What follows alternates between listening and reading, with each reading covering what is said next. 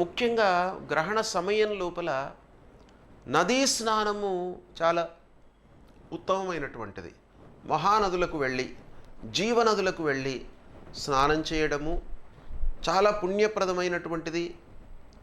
అంతేకాకుండా సముద్ర స్నానం కూడాను ఇంకా విశేషించి మనకు శాస్త్రంలో చెప్పబడి ఉంది.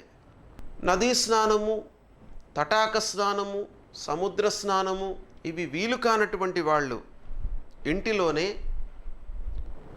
మనము ఒక బకెట్ లోపల నీళ్లు తీసుకొని ఆ నీళ్లను గంగాజలంగా భావించి విడుపు స్నానాన్ని ఆచరించమని కూడాను శాస్త్రం చెబుతోంది.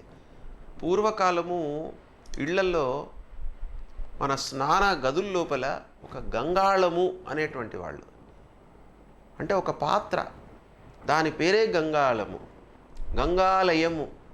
అంటే ఆ నీరును అందులో నింపుకొని స్నానం చేయడం మూలకంగా గంగానదిలో చేసినటువంటి పుణ్యము మనకు లభిస్తుంది అనేటువంటి ఉద్దేశంతో ఆ పాత్రకు గంగాళము అనేటువంటి పేరును పెట్టడం జరిగింది.